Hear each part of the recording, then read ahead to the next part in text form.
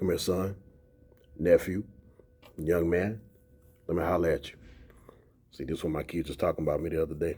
I got them hands where you can put lotion on, but they still be ashy.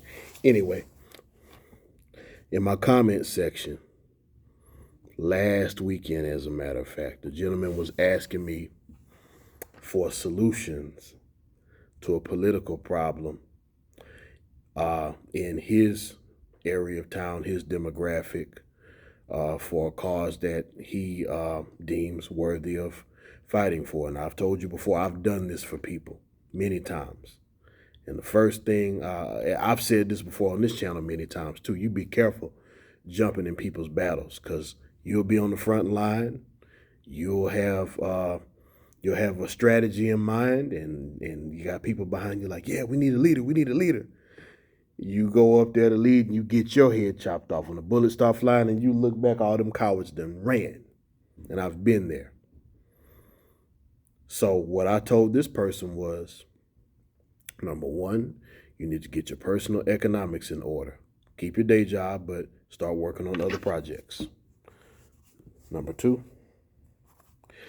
you need to get around like-minded people and start putting your numbers together and coming up with the strategy.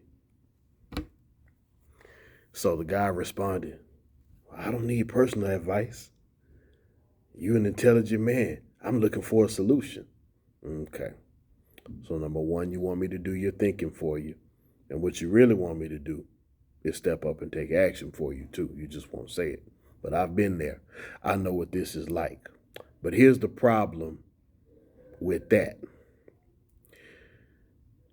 When you get somebody, and I mean, I just mentioned that. You don't need people pushing you out there trying to boost your ego up. What they want you to do is go on the front line.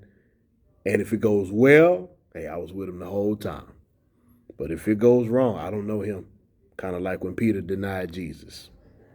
Well, Yeshua, the Christ. That's his actual name in Hebrew. But for most people's references, Jesus the Christ. So, if he even understood how these things work, how these types of political battles work in your local economy, local government, whatever, you need resources and you need a team of people. If you had those types of resources, if you knew those types of people, if you had a circle of people, you wouldn't be on the internet talking to me about it. And you got to know when to stop talking to folks too, because sometimes people just want to complain. Sometimes people want you to do the work. Sometimes people are just bored. Sometimes people are doing trolling without jokes. You find all types of folks on this internet. But what I want you to understand is what I was trying to tell him. You got a cause that you think is worthy of you taking some type of action. Okay, fine. But first things first, you need to think of the long-term ramifications, especially if you have children and a family. Now, if you're young and you don't have, I'm not going to say don't have anything to lose, but you don't have other obligations and people depending on you, it's a whole different mindset. But you got to understand, whatever it is you're going to embark on, you need to understand how bad it could get for you. Could you lose your job? Could you get ran out of town? Could you have to relocate? Be ready for people to turn on you. A lot of people who you help. Oh, how about this? Some of the people that come to help you are actually sent from the other side. And they're telling whatever you're telling them right back to whoever it is who's opposing you. And make sure you're doing this for a worthy, godly cause. You know, I'm not telling you how to go fight illegal battles or anything like that. But you can't be outmanned and outgunned and expect to change the world. It doesn't work like that. You know, I know some people who do a lot of charity work and stuff like that. And one of these people is very close to me. And I told him, get your personal economics in order before you jump out there like that. And he jumped out a little bit too soon. And he had about a good year of having to, you know, I didn't tell him, but he had to play in his head. I told you so. But okay, he's doing much better now. See, when you have people who all want the same thing, and you should be doing business together, not just being friends and being family, but you should be trying to do some type of business together. But you got jokers who just want to they want to withdraw from your bank but never make any deposits. The same way a military unit moves together, your team has to move together. And you want to make it to where you have the same goal. One person move, the security man checks out everything going on behind them, then you all move. And you got to go step by step. So there's a way you do these things. And sometimes you can't act as soon as you want to act.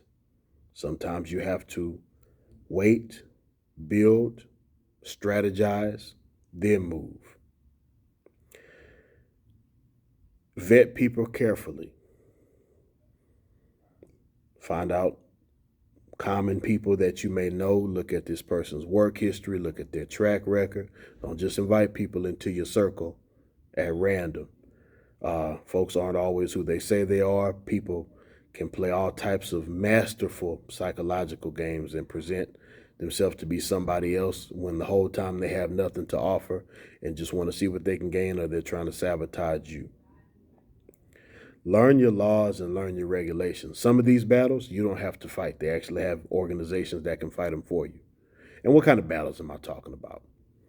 I don't know.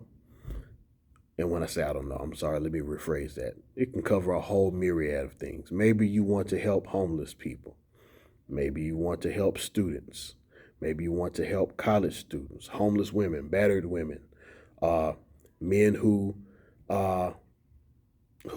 are facing issues with the child support system. All that's great, but you have to use the parameters of the legal system and the parameters of the governmental system in place.